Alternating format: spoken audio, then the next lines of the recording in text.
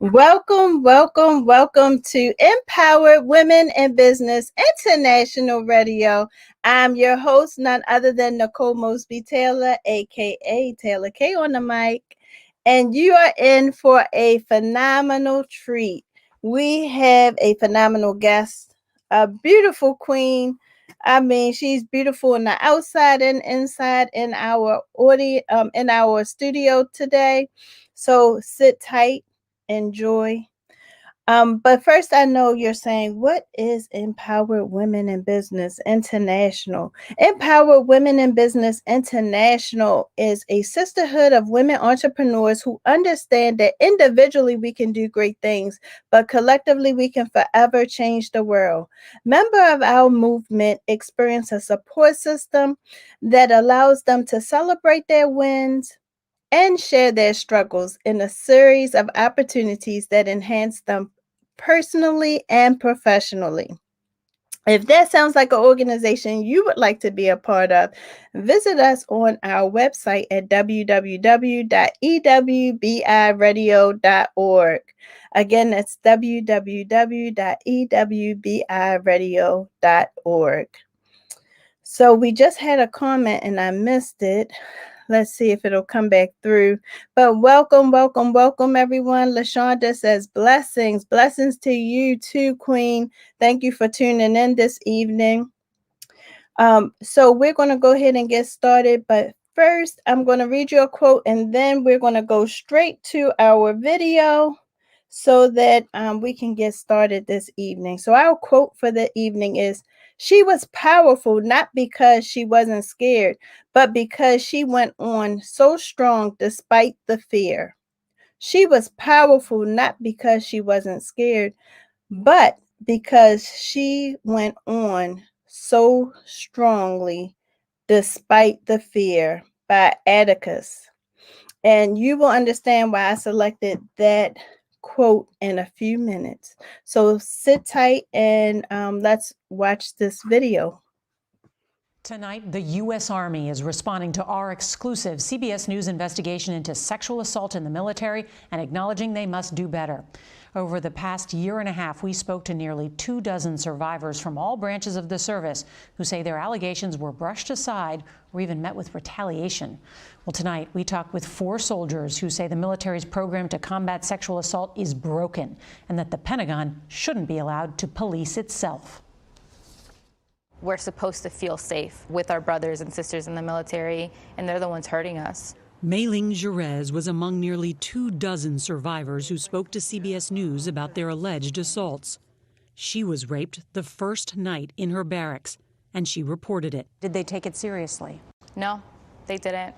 They said that I was a distraction that came into their platoon. You were raped a second time, a year later. This officer arrived at my home and said he needed to search my home. And after I let him in, I was violently raped. Even though I was bleeding, I had bruises, the proof was on my body, and yet I didn't think it was going to be enough. Sarah Joachimstaller says she was sexually assaulted during a training exercise last year by a soldier who outranked her. Were you afraid at first to report it? Yes. If you're a specialist and you report a commander or even just a senior sergeant, then it's really just point blank, like you don't have the rank to put forth the fight. Only 1 in 4 service members who are sexually assaulted actually report the crime. Many, like Armando Perez, don't. This leader of mine took me under his wing.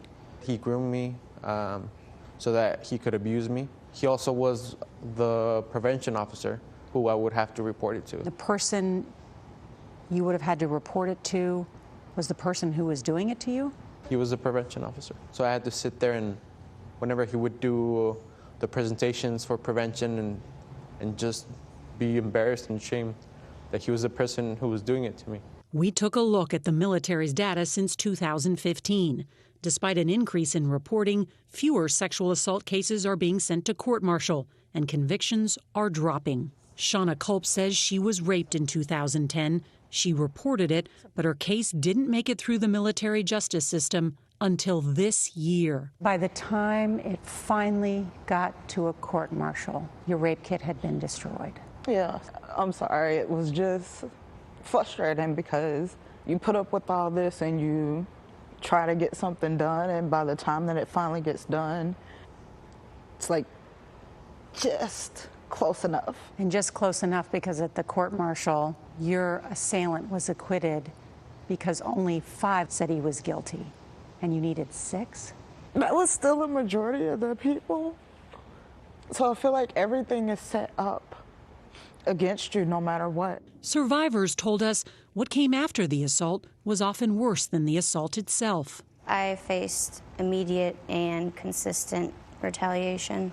After you reported your assault, you were stripped of your rank. Yes, ma'am. They were trying to break me down. They just go after you because you're the victim and you're the problem. How many of you think there needs to be something massive that happens, like a Me Too movement for the military? All branches across the board, all of us need to be able to feel like we can speak up and that you're never alone. When you compare it to other traumatic events that happen to people, whether it's a shooting or combat, you're experiencing that with other people. So you know visually and physically that you are not alone. When a rape or a sexual assault occurs, it's happening to you alone. And when I saw more people reporting it and more people speaking on it, I stopped feeling as alone. That was so beautifully said. It's like the loneliest trauma that you can experience. It's this shame that you carry, and it's this anger and embarrassment that you carry with yourself, but it's not yours to carry. It belongs to the abuser that did it to you. Well, after declining our request for an interview, the U.S. Army is just tonight responding to allegations made by survivors and their families. In a new video, Army Secretary Ryan McCarthy says, quote, "If we do not have the trust of America, nothing else matters." I am deeply saddened and concerned by the recent news reports of how sexual assault and sexual harassment have plagued our force and brought harm to our soldiers. This topic has captivated the attention of America and our Army leaders, and it is abundantly clear we must do better. And that is new just tonight. McCarthy promising to unveil a new plan of action by December 8th and admits that the Army's current program to combat sexual assault isn't working. Well, tomorrow on CBS This Morning, we'll hear from victims' advocates hired by the military who agree and say the Pentagon ignored their concerns as well. So it was so important for us to hear from beginning to end that clip, because not because this is Sexual Awareness Month, but because it's happening in all facets. It's happening in the military. It's happening to everyone that we, to people that we know, everyday people that we know. And we have to bring awareness to these sexual acts, these sexual violent acts. So without further ado, I just want to bring to the stage our guest, LaQuisha Hall, who has been a champion to stand by survivors. She's a survivor. She highlights different survivors doing positive things in the community as well. She is a phenomenal woman, and we're going to, without further ado, we're going to bring her to the stage just to say thank you for coming on today, Queen. Thank you for all of the work that you are doing. You're doing some amazing work, and I can't wait to really dig into the work that you're doing. But before we do, since we just showed the clip, do you want to just share your thoughts on the clip? So first of all, hey Queen, hey. I'm so grateful to be here, not just in this space with you, but to be alive. My initial thoughts were, I know that story. In my very first She Rose Awards in 2016, I believe, I honored Dr. Cecilia Martin. And she is a survivor of rape, and it happened in the military.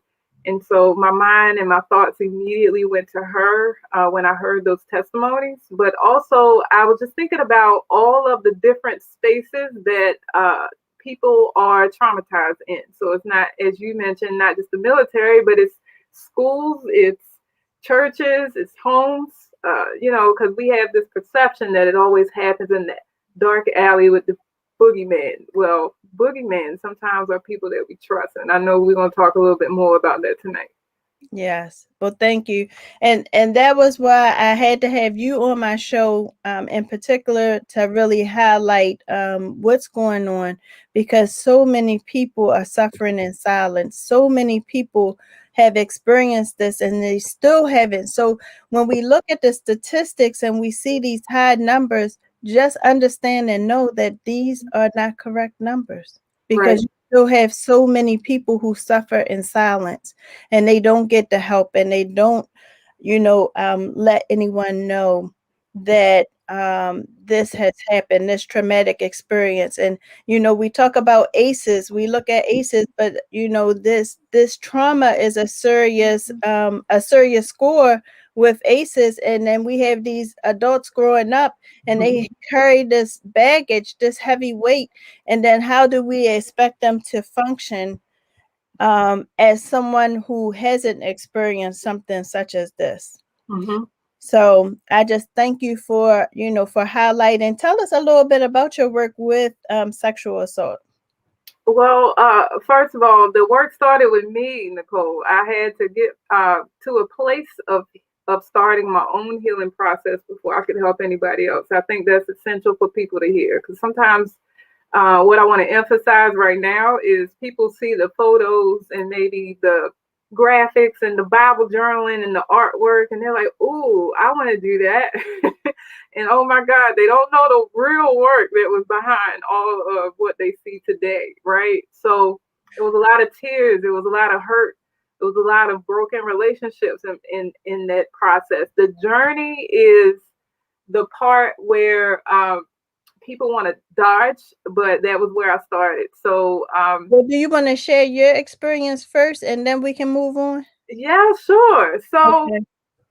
well, first of all, I want to share that it is Sexual Assault Awareness Month. So if you have anything, teal, please wear it and tell people why you're wearing it, and remind others that they're not alone. It's important for survivors to hear that. Thank you, Nicole. I see you, girl.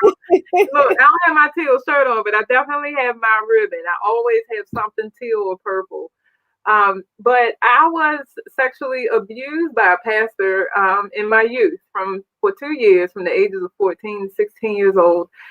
He was well known in my family, and also because I am from the South, unfortunately, there was some incest involved. And so in an effort to protect my family and not hurt them, I kept it to myself. I was also afraid that if I said something, that it would be me against a man of God. And I just felt, because of all of my past mistakes, and I wasn't a perfect child, and no one was going to believe me, right? And he, I believe, preyed on that, knowing that I had low self-esteem, that I looked down on myself, and that I probably would feel that way in regards to what was taking place between us. And so a lot of times the young people or the adults who are victimized in this way or traumatized in this way are people who are groomed or preyed upon for an amount of time prior to it actually happening. So some people have experienced rape where it's a sudden event,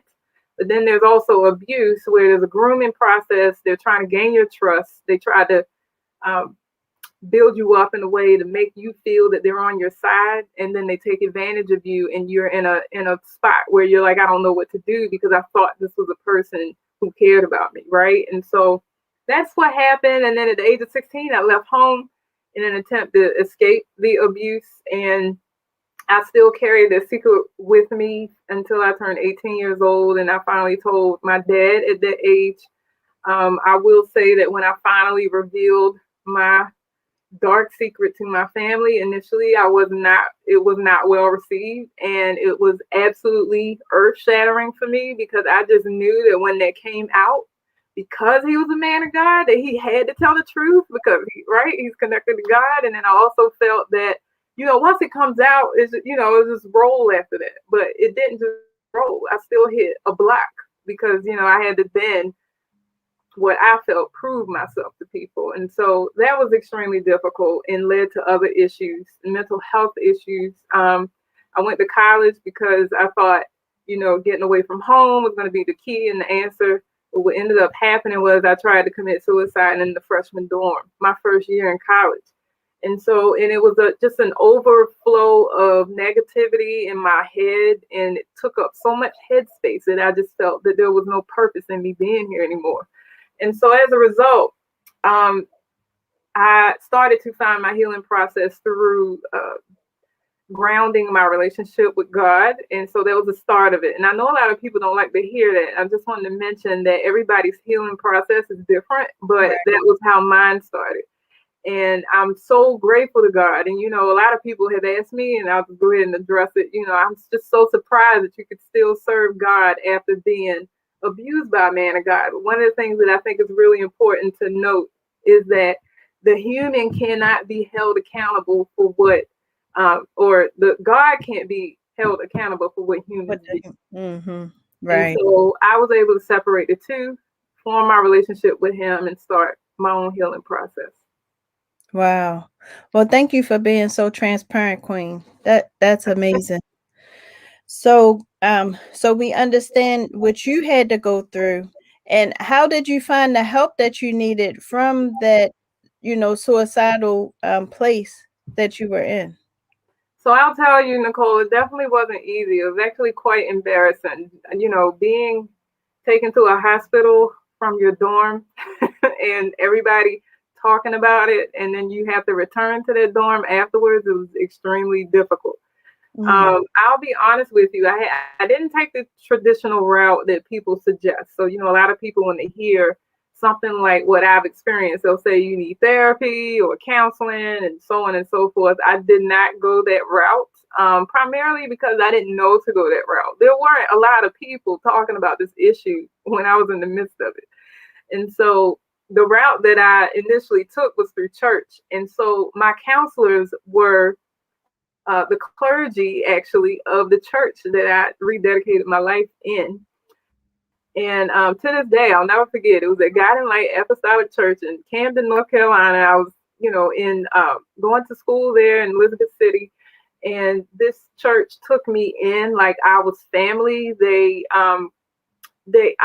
took me in a way not only that I needed as a survivor of abuse, but that I was longing for as belonging to a family unit, right? And so I had a bruised relationship with my mom at the time, and some, family overall. I think I was seen as like the troubled child. And so as a result, I felt ostracized from my family. And so I found solace in my church at the time, and I didn't need anything, prayer, food, clothes. They just helped to provide all of my needs at that time. Wow. And I'm still forever grateful for them. That's what church is for. Absolutely. When we think about all of the things that church is for, that is what is there to kind of be that resource, to be that guide when we need it. And thank God for your church family back then, because it sounds like they were more than just a church, but like a church family for you. Absolutely, yes. So you were able to get what you needed so that you could get through college, which is amazing, because to go through, like you said, to have to go back to that same dorm room, just understanding and knowing how that could have made you feel around the whispers, and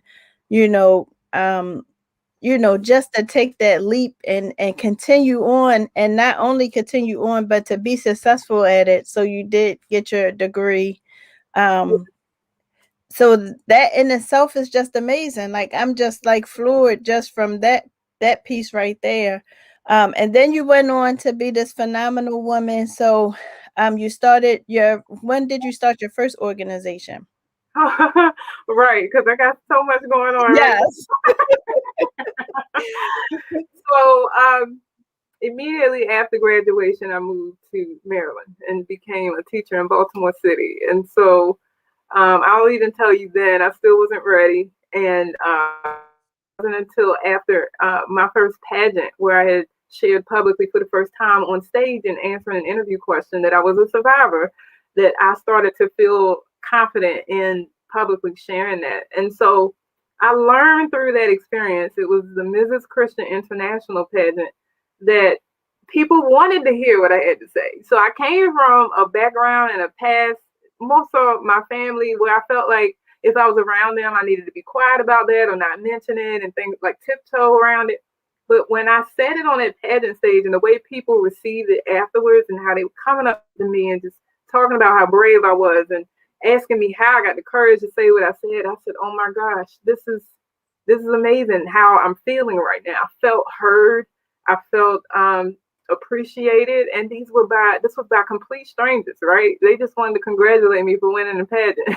So I wanted to offer that same feeling to others, like allow them the opportunity to have that space and platform to say publicly, this is what happened to me, and then have that feeling of walking off the stage, so to speak, and people saying, wow, you're courageous. I wanted them to feel that too. And so after years of volunteering for various organizations that are very well known, like RAIN, Stop the Silence, and other organizations similar, and even local ones to Baltimore, I started a program called Sheroes Awards, which was a gala that I was hosting annually for survivors of sexual assault and domestic violence. And I called them unsung because these were people who were coming out with their stories for the first time. And they were presenting their story to an audience who would receive them the way I was received in that pageant. And so for years I had done that, and that wasn't the first organization I started, but that was the first targeted organization for sexual assault and abuse prevention. Awesome. Awesome. So I'm thinking of some of your awardees that I know, and I mean, they're amazing. And then a lot of them have went on to start their own organizations, probably because you gave them that power.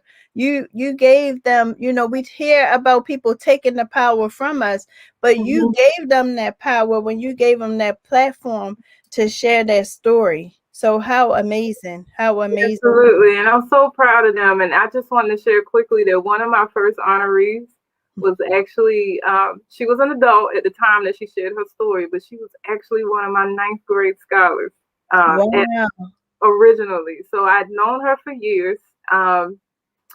We went through this whole process when she was my student. And, I knew her story. She was a part of my other program, Queen of Tea, which I'm sure we're going to talk about. Yes. But I was her mentor for years. And then when I started Sheroes Awards, she contacted me and she said, Ms. Hall, I think I'm ready. And I was just overwhelmed because I was like, Lord, I would have never thought that you'd pull a child from my classroom out as an adult to finally speak the truth. So she's one of the people, and all of them I'm very proud of, the honorees, but she's one of the ones that, like, I feel like if I were to leave this earth today, I know she would continue to work. Wow, that's amazing. So not only are you doing the work, but you're creating an opportunity for your legacy to continue on, even, when that time comes. So that is, I mean, I'm really just blown by. I know I keep saying it's amazing, but I just, really feel like this is amazing. And I think Miss Jackie feels the same way. I know she said phenomenal and awesome. Thank you, Miss Jackie. So if you guys are tuning in to Empower Women in Business International right now, please hit the share button. Somebody may be blessed from this queen's story, and we want to make sure that they hear it. So please hit that share button. Also, if you have any questions or comments that you would like to leave for myself or LaQuisha, please feel free to do so in the comment section. So you started this organization, you have this phenomenal awards gala for survivors. We're not going to say victims, we're going to say survivors. Yeah. And so what does it look like? Is this an extension off of something else that you're doing, the gala itself? Yes, that's a great question. So because we have transitioned into being home, Of course, I was hosting the gala in person, but of course, there's a lot of uncomfortability with being out and about right now, and completely understandable because I share that uncomfortability. But I have extended it through another passion of mine, and so I am an artist and always have been, but kind of like tapped into it a little more around the time that I started She Rose Awards and I joined this art community that does creative journaling and Bible journaling and things like that. And so it dawned on me that, the impact that I was making in person in Baltimore could also be made online. And so, but I needed to cater it to what the people in that space and who were in the audience would be comfortable with. So we were all artists.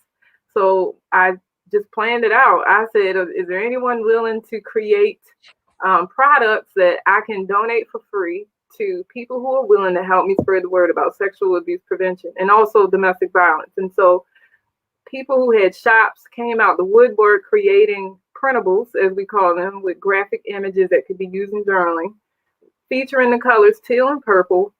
And I uploaded them to my Facebook group called Confident Canvas, which is also my Instagram name in the art community. And so I created a campaign called Reveal Your Teal. And there's a second one called Restore Your Royalty, which I focus on in October for domestic violence.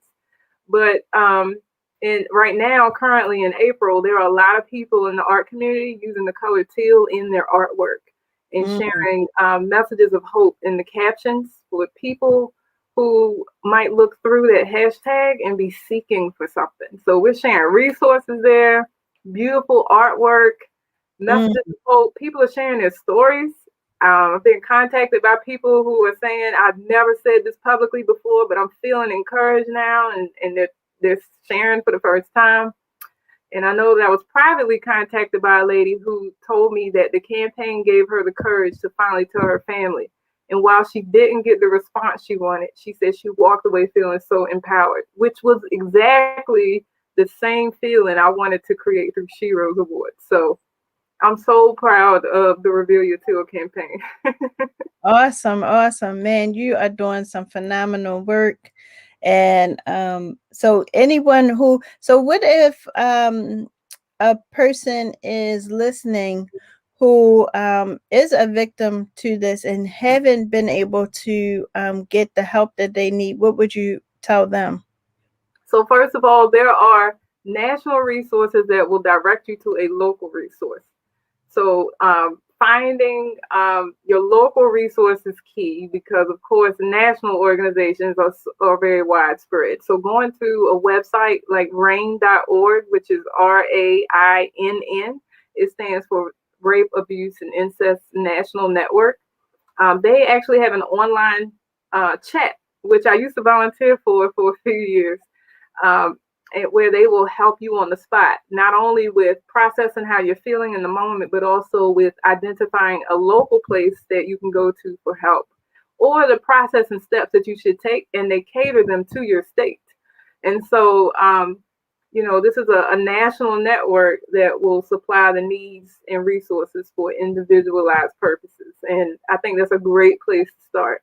I also would love to share that if someone is being victimized online, NSVRC, which stands for the National Sexual Violence Resource Center, so many organizations, but they have an online platform as well where you can reach out and receive help. And they also have resources for people who are trying to learn more about that. And I'm mentioning that because a lot of us are virtual now, and we don't consider that sexual assault also occurs online. And maybe for that person, right before we go to break, maybe you could just share what that looks like, to someone who's like, how could someone be assaulted online? So I got the perfect, clear example that happened a lot that I think a lot of us in our society just kind of brushed over as an incident. If you remember when students had started to matriculate into going to Zoom for class, we learned of something called Zoom bombings. And so people would often jump on Zoom and infiltrate the screens with derogatory words, images, and things like that. Well, if young people were exposed to pornography, that's online sexual abuse and assault. So, because that's not the exposure that they're expected to have online or offline. And so when you reveal that to them or put that before them, you're exposing them to sexual trauma. And so that's the biggest way, is by sharing pornography virtually. Also, when people reach out to young people or even adults and ask for pictures of them, nude pictures, or try to entice them into a sexual conversation, those are all forms of online sexual assault. They are all just as illegal as the physical sexual assault, and also there are resources for support in that field. And I really think this is an area where, since we're all virtual, we need to be well versed on to protect our young people, especially. Awesome. Thank you for those resources. Those are important. If we could see the comments before we go to break, so we can mention, we did have a couple comments. My husband saying he's on. He always says, thank Hey, you. And Jackie said amazing. I think I mentioned that. So my husband said that you are courageous and thank you for sharing your story. Thank you. Miss Jackie says, you have given so many women a voice for their secret pain and serial abuse. So courageous. Oh, thank you, Miss Jackie.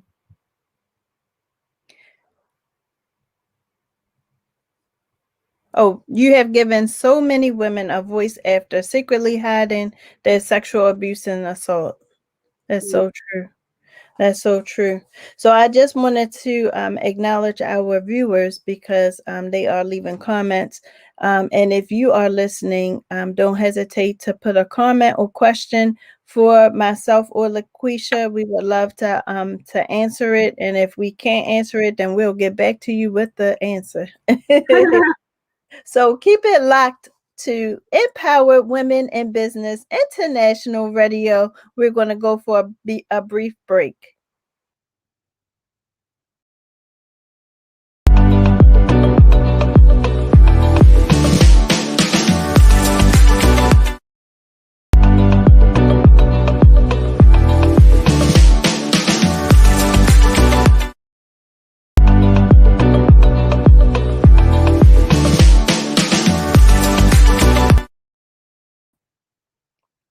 Welcome back to Empowered Women in Business International Radio. I told you it was a brief break. Just a chance to drink a little swallow of water and come right to our guest. So LaQuisha, you were just telling us about the Shiro Award Gala, and then you mentioned the Reveal Your Teal. Mm-hmm. Is there any other organizations that you have in conjunction around sexual assault?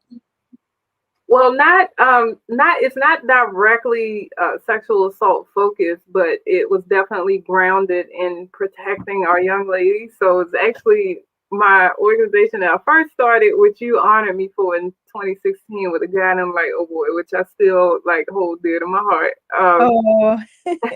Yes, I appreciate you. That just giving me that plaque gave me the nudge to keep going. But in 2008, I started Queendom Tea, which is a mentoring program for young ladies that I've primarily hosted in Baltimore City, but I've also extended to other counties in Maryland, as well as traveled internationally and supported a group of girls from all over the world in Switzerland. And so my goal here was to provide a space for young ladies to talk about those things that maybe adults can't receive well because they're ready to admonish young people. And so that was my experience growing up. I felt like if I just said, you know, I like this boy, it would turn into a shouting match of, you supposed to be focused on school and why are you thinking about boy, you know, that kind of thing. And I really just wanted someone to hear me out and maybe give me some advice on how I should feel and how to navigate tough part of my life. So Right. Queendom Tea served that role in a lot of girls' lives over the past, oh my goodness, I don't even know how many years, almost 2 decades now.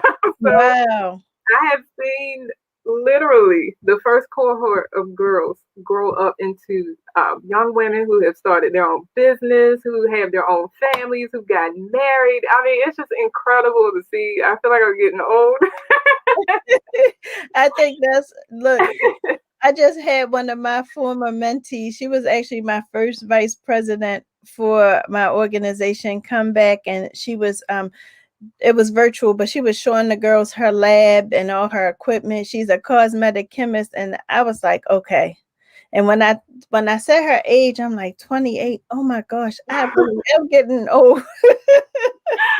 Yeah, like I have students who celebrating their 30th birthday, and I'm like, wait, y'all, I'm only 40. What's happening?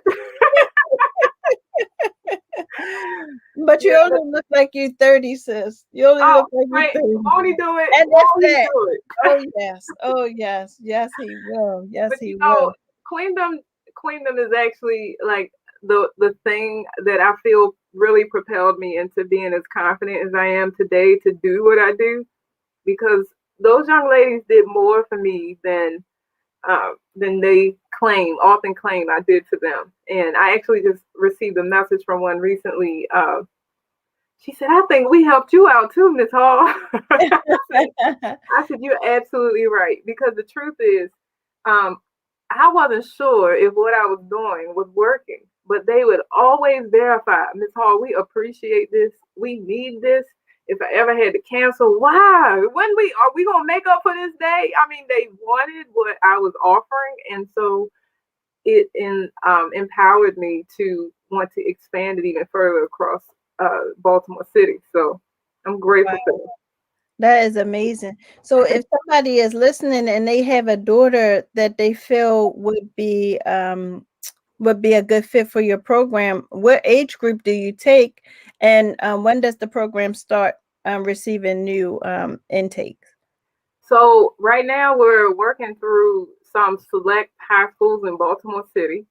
And if they're enrolled in any of those schools, they're welcome to join as long as we have a mentor in place. And also, it usually starts around the first or second quarter of a school year. But in light of the pandemic, we've had sporadic meetings with young ladies because of trying to get them all together virtually, and that's been a little tough. But we're making plans to do a summit this summer, and so that'll be open to any young lady who feels inclined to receive what it is that we're going to offer, which is essentially mentoring and self-confidence and support. And so and we run the program annually. It usually culminates in a crowning ceremony, which is why it's called Queendom. And we crown the girls with a character trait that they've displayed throughout the year. It's usually a positive trait. So she could be Miss Courageous or something like that. And Wow. what I love about it is, again, I was extending my pageantry experience to young ladies the same way I extended that feeling of courage on stage to adults through the gala. So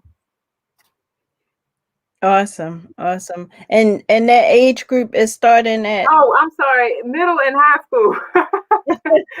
So yes, we primarily work with middle and high school girls. Over the years, because we do it. you might have about 50 elementary students like knocking at your door, like I want to be a part. So we just wanted to make sure we do that. We stated that it is for middle and high school.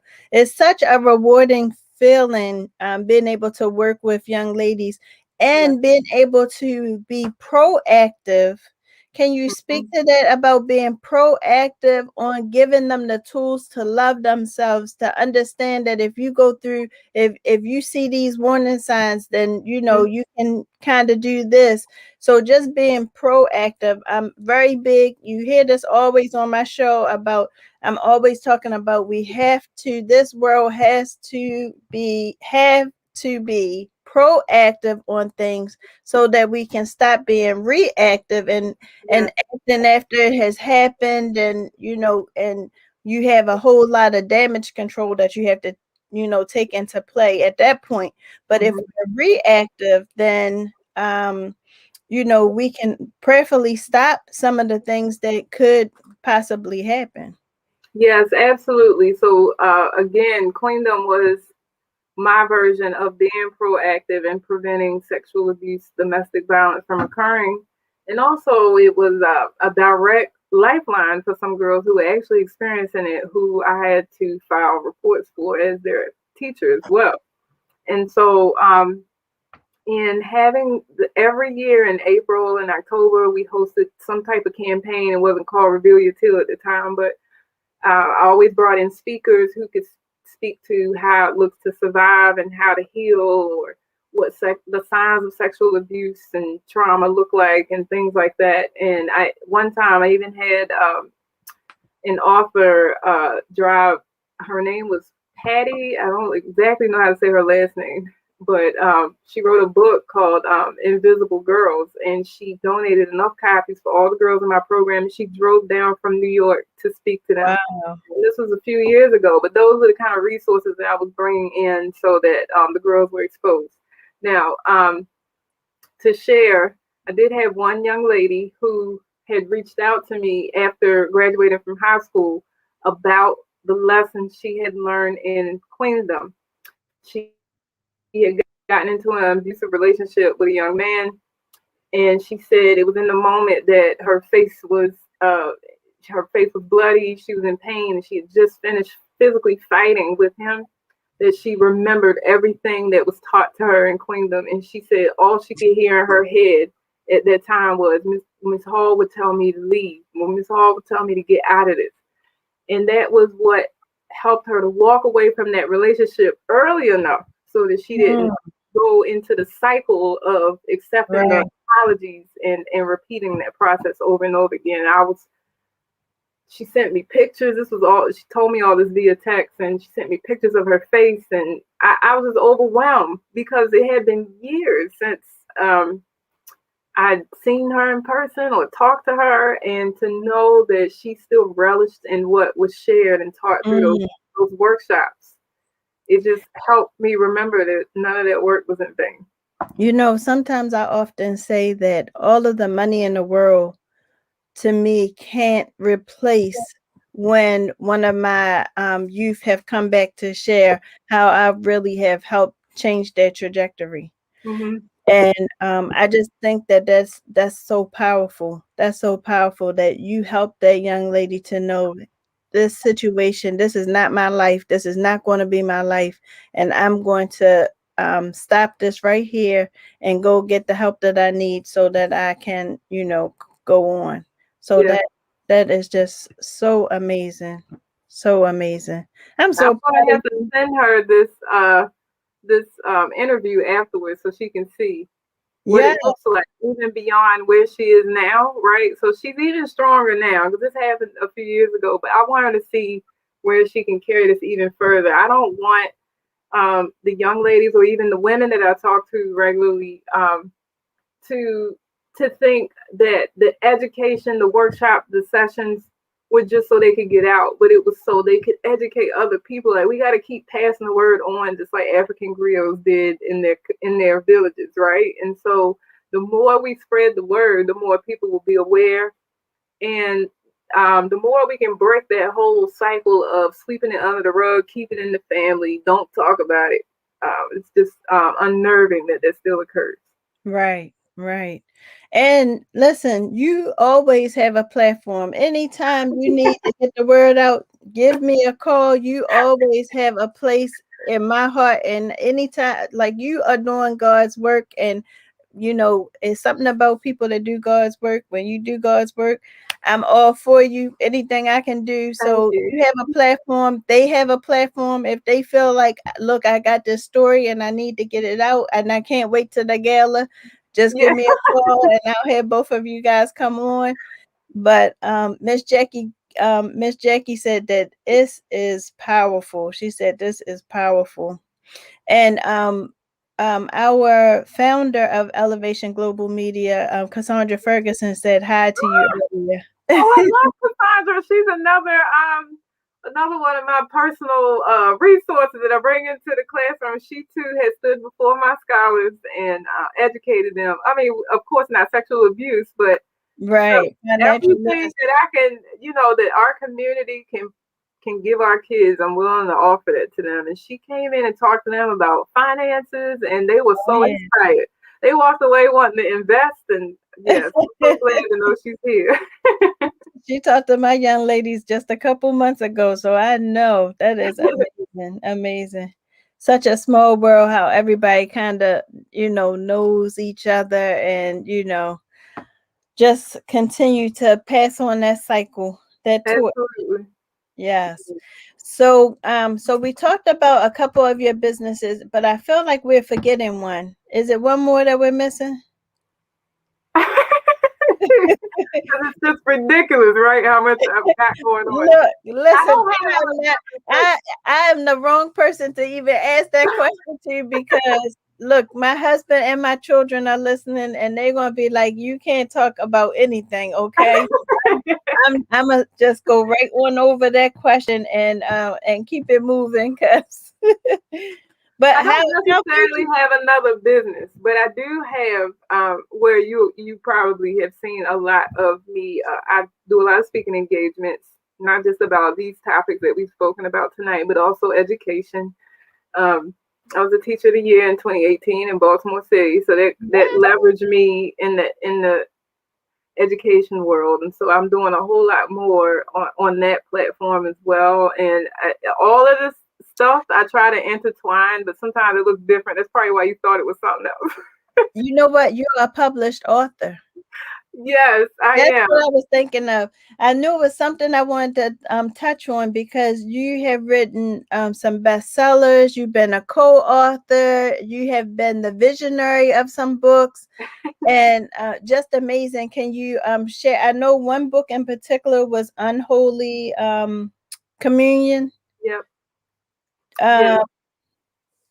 Is that you want to talk about Unholy Communion? Yes, I will. So that book took me almost 10 years to write. That is the story of my surviving sexual abuse as a young person. And that is also the one that became an Amazon bestseller, which I'm very proud of, with the help of my publishing house, which at the time was Purposely Created with Tashine. And I hope she watches this. But I usually will publish on my own, but I had to get that done outside of me because it was so much that I had to put into it to get it finished, get the manuscript finished. And I just wanted to be hands off the rest of that process, because I put my whole heart into that book. And I had intentions of extending it into a follow-up book. But honestly, Nicole, because of how in depth I went with my feelings, thoughts, and emotions, as Lil Quickly, as I call her, which is young LaQuisha, I just felt like I needed to step away from this for a little while so that I can continue to keep myself grounded. But that was the second book I think that I had come out. My very, very first one that I had ever published was called Positively Bodyful, which was a self-esteem journal for young girls. And of course, the girls in Queendom Tea had inspired me to write that one. And then over the years, I had been invited to various projects where I served as a co-author, where I supported other authors in publishing their own book on their own. And then also I had my collaboration where I was a visionary behind it, but the stories were written by these phenomenal survivors, and that was called Reposition Crowns.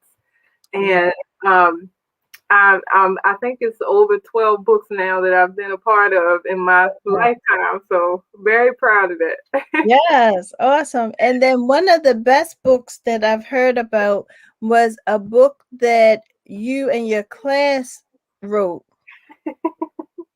You ain't gonna let nothing go. We're gonna look. I'm telling them that this is a phenomenal woman. When I tell them something, I have to be the woman of my word and show them how phenomenal you are by highlighting it all. So we're gonna put it all on the table. Thank you so much. I appreciate that, because I'll be honest with you, Nicole. I try my best to be humble and sharing what I've done, because unfortunately sometimes I've encountered situations where people don't want to hear all the stuff I've done. So, I just try to keep it holy, praise the Lord. But but I was able to, as an educator, publish 5 books with 5 different classes of students. Might have been 6. We Wow. did one in the pandemic last year, and there's another one coming out this year with the one group of students that I wasn't able to so all of the years that I published students was at Carver Vocational Technical High School in Baltimore City. And every year I was a teacher there, I published a book with the students that I taught. There was one year I didn't, and that was the year I won Teacher of the Year because they filled my calendar with all this other stuff. So I didn't have time to sit down and do what I did with my, the other years of students that I taught. And this year is their senior year. And there's a teacher still at Carver, and she's actually a Mrs. H as well, who has taken up the mantle and said, I want to do the book project with the students that you used to teach. And they are the students that were with me when I won Teacher of the Year. So they'll be published this year. Oh, wow. Awesome. Awesome. Awesome. There's an author I want you to meet. Terry Johnson. She's a licensed clinical social worker, and she recently wrote a book, Body Safety Zones. And where she talks about telling children about where their body safety zones are and what. Now hers, of course, is for the elementary kids, but I feel like that would be a great opportunity for you guys to talk and meet. So I'm gonna definitely make that happen. Absolutely, I would love that. So, man, this hour has flew by so fast. Miss Jackie says, Nicole, can you send me the names of her book? Yes, I definitely will. I will send you the names of her books, the ones that I can remember, because there's so many. I'll send them to you so you don't have to remember. Okay. And where they can be purchased at. Absolutely. So, LaQuisha, we have talked about so much in this hour. It went past. I felt like it's been like 5 minutes. It's never a dull moment with you. Like, you just keep it. So I just could only imagine being in, sitting there being a pupil in your class. I'm sure that just glued to you, because you just bring the life when you come into an area. Even when you entered into the radio station, you didn't know Stacy. You like, hi Stacy, how you doing? Just that bubbly personality is just amazing. It is. It really is. So what would you like to leave our audience with this evening? So if you could tell them what you would like to leave them with, if there's anything that you wanted to share that we didn't get to, and of course your contact information. Absolutely. So one of the things I want to share, you actually alluded to. Thank you. So one of the reasons why I go all out my way to speak to everyone in the room, so to speak, like I did with Stacy. Number one is because I'm from the South. We just do that Southern hospitality. So I used to go to the grocery store and we spoke to everybody. It didn't matter if you knew them or not. But I think in today's society, it's essential for us to see each other, right? And so we're walking past each other daily, looking at each other's Zoom screen and not engaging. And I think it's important for us to be seen and heard right now, not just because of abuse or assault or anything like that, but just because there's so much hurt in the world right now. And then also this secret hurt that we don't even know exists, right? So people have engaged with me and not even had a clue that I was a survivor of abuse because of how I carry myself. But I have days too, Nicole, because healing is a lifelong process. Well, I still have to just take a step back from social media, from talking about this and all of that, so that I can reground my own self. Right. And so I think it's important for us to be okay with not being okay sometimes. Yes, right. Just acknowledge each other. You don't have to get all in their business or whatever, but hey, Stacy, girl, you look good. I love that lipstick you got on. Just say something so people know they were really seen. And another thing is stop asking people how you doing and accepting fine and walking away. We know that there's more behind that word, and sometimes it's okay to just be like, are you really? and allowing that person to really take that 2 to 3 minutes to say, well, it's been a tough day, or, I'm so excited. My birthday's coming up. People just want to be heard. And I want to be heard. And so I do have people in place that are always there for me to be in that space. I have to be extremely careful with who I share. Mm-hmm. Yeah. But essentially, just be kind to each other right now. We are all carrying some really heavy burdens. And then also, my final thought is I just want to share that we weren't born to stay on concrete. We were born to walk on gold. That is my quote Yes. and I truly believe in it. Like, I just feel like we stay in these ordinary places and don't see ourselves in any higher levels. But I know for a fact, it has been demonstrated in my life that God has more for us, and we just got to see that golden level, right? And then we can go there. And finally, you can reach me on social media. If you're interested in my art, I'm at Confident Canvas on all social media platforms. If you're interested in my education career and things like that, it's Mrs. Hall Scholars. And I'll be more than happy to type this on the comments on your page. Okay. And then finally, just LaQuisha Hall on all other platforms. And just remembering that our calling isn't just to be regular or mediocre, but we can do great things. And the level of greatness is objective. Like, some people might look at what I'm doing and say, well, that's not enough. You haven't done this nationally. If I've done enough in God's eyes, that is a great work. And how about if you have changed one child's trajectory, you have done your work. So absolutely, but Nicole, it's not ever one child. We always say that it ain't ever one child. That one child got friends, and their friends want to be your friend because that child is your friend. You know what I mean? Like, that one child's life turns into multiple lives, truly. And so, yes, absolutely, I agree. Thank you for sharing that. You are so welcome. Just say your quote one more time. It was just so phenomenal. Oh, thank you. So, we weren't born to stay on concrete. We were born to walk on gold. We weren't born to stay on concrete. We were born to walk on gold. Well, I will keep that. That'll definitely be one of my quotes that I share Yes. on the show. I love it, love it, love it. Thank you so much for being a part of the show today, LaQuisha. You really dropped some gems. You've been transparent.